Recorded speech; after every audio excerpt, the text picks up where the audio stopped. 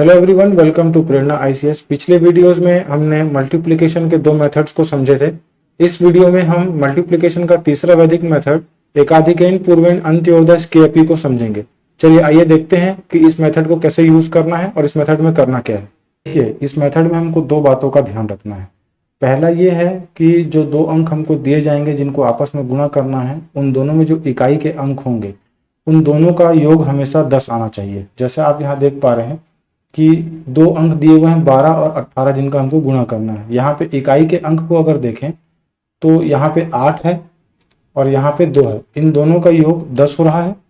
ठीक है। वैसे ही दूसरा अंक यहाँ पे नीचे में लिखा हुआ है कि यहाँ पे 3 है और यहाँ पे 7 है इकाई के स्थान पर। इन दोनों का योग भी हमेशा 10 होगा। ऐसे सभी अंक के लिए होगा। और दूसरी बात जो यहाँ पे ध्यान देने के लिए है वो ये है कि इकाई के बाद जो बाकी शेष अंक बचेंगे वो हमेशा एक जैसे होने चाहिए। जैसे देखिए, इसमें इकाई के बाद जो अंक बच रहे हैं उसमें ये 1 और ये 1 दोनों एक जैसा है ना।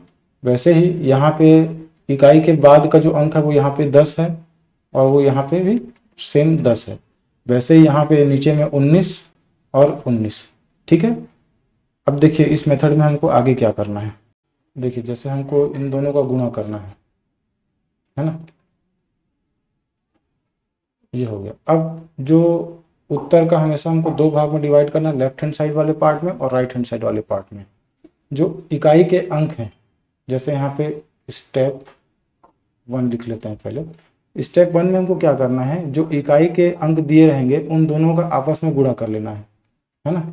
तो यहाँ पे क्या हो जाएगा, 2 multiplied by 8 is equals to 16 है ना। तो इसको हम लोग यहाँ पे लिख लेंगे। तो ये जो 16 है ये हमारे आंसर का राइट हैंड साइड का पार्ट हो जाएगा। अब जो आंसर का लेफ्ट हैंड साइड का जो पार्ट होगा उसके लिए स्टेप 2 फॉलो करेंगे। क्या करेंगे देखिए, अब इकाई के बाद जो अंक बच रहे हैं वो दोनों हम बताए थे कि यहाँ पे ये भी सेम होना चाहिए। जैसे यहाँ पे 1 है और यहाँ पे 1 है, तो यहाँ पे हमको अब करना है एकाधिकैन। एकाधिकैन का मतलब क्या है, जैसे दोनों में यहाँ पे 1 1 दिया हुआ है तो 1 गुणित 1 ऐसा नहीं होगा। दोनों में से किसी एक अंक को 1 हम बढ़ा लेंगे। जैसे देखिए यहाँ पे क्या है, यहाँ पे भी 1 है 1 है, तो यहाँ पे जो दो अंकों का गुणा होगा वो आएगा 2 गुणित 1 बराबर 2।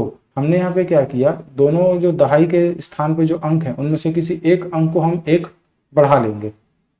ठीक है। तो इससे क्या हो जाएगा, हमारा आंसर आ जाएगा यहाँ पे 2। ये पूरा कंप्लीट आंसर क्या हो जाएगा 216। मतलब 12 गुणित 18 का मल्टीप्लीकेशन करेंगे तो आंसर आता है 216। ठीक है। अब इसी तरीके से एक और एग्जाम्पल ले लेते हैं। दूसरे एग्जाम्पल में देखिएगा कि हमको कोई दो अंक जैसे मान लो दिया हुआ है 102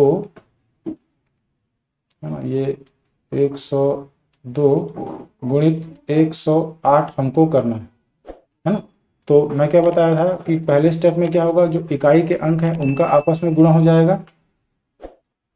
स्टेप 1 में क्या होगा, ये 2 मल्टीप्लाइड बाई 8 इक्वल्स टू 16। तो ये हमारा आंसर का राइट हैंड साइड का पार्ट हो गया 16। और स्टेप 2 में हमको क्या करना है, यहाँ पे देखिए 2 10 है दोनों के दहाई के स्थान पे, तो उसमें से एक को हमको एक अंक बढ़ा लेना है। मतलब अगर यहाँ पे 10 गुणित 10 ना होके 11 गुणित 10 हो जाएगा। 11 गुणित 10 तो ये कितना हो जाएगा 110। तो ये हो जाएगा हमारा उत्तर का लेफ्ट हैंड साइड का जो पार्ट है ना। मतलब 102 और 108 को अगर आपस में मल्टीप्लाई करें तो 110 16 ये हमारा रिजल्ट आता है। एक देखिए यहाँ पे क्या करना है, 196 मल्टीप्लाइड बाई 194 ये हमको करना है ना। अब देखिए यहाँ पे जो इकाई के अंक है उन दोनों का योग 10 हो रहा है। मतलब यहाँ पे वो विधि इस्तेमाल किया जा सकता है। देखिए स्टेप 1 में हमको क्या करना था, 6 गुणित 4 बराबर ये हो जाएगा 24। उसके बाद ये हो गया हमारा ये आंसर का राइट हैंड साइड का पार्ट। अब स्टेप 2 में हमको क्या करना है, स्टेप 2 में ये 19 गुणित 19 ना होकर के ये 19 गुणित 20 हो जाएगा। किसी भी तरफ एक बढ़ाना मैं ये वो कह रहा हूँ है ना। 380। ठीक है 380। तो ये हो गया हमारा आंसर वाला पार्ट। यहाँ पे एक सिचुएशन और आता है, उसको देखिए मैं आपको बता देता हूँ। एक और एग्जांपल पकड़ लेते हैं। जैसे जैसे यहाँ पे हमको करना है मल्टीप्लाई 21 मल्टीप्लाइड बाई 29। ठीक है, यहाँ पे एक चीज और ध्यान देना है, वो ये है कि जो स्टेप 1 में हम इकाई के अंकों का जब गुणा करते हैं तो उसका गुणनफल हमको हमेशा 2 अंकों में प्राप्त होना चाहिए। जैसे मैं यहाँ क्या कह रहा हूँ, स्टेप 1 में हम क्या इकाई के अंकों का गुणा करते हैं, 9 गुणित 1 बराबर, तो हमको सिर्फ 9 मिल रहा है, जबकि ये हमको हमेशा 2 डिजिट नहीं मिलना चाहिए। तो इसको जैसे अगर सिंगल डिजिट में आपको कोई अंक मिले तो उस वक्त क्या करेंगे, यहाँ पे सामने में एक 0 बढ़ा लेंगे। ठीक है, तो यहाँ पे स्टेप 1 के बाद में हमको क्या मिल रहा है, 9 मिला, तो इसको हमको क्या लिखना है, 09। अब स्टेप 2 क्या कर रहे थे, स्टेप 2 में 2 2 एक जैसा है, तो 2 में से किसी एक को हम 1 बढ़ा लेंगे, तो ये कितना हो जाएगा, 2 गुणित 3, ये आ जाएगा 6, है ना। तो यहाँ पे 21 गुणित 29 करने पे हमको जो फाइनल आंसर मिल रहा है वो हो रहा है 609।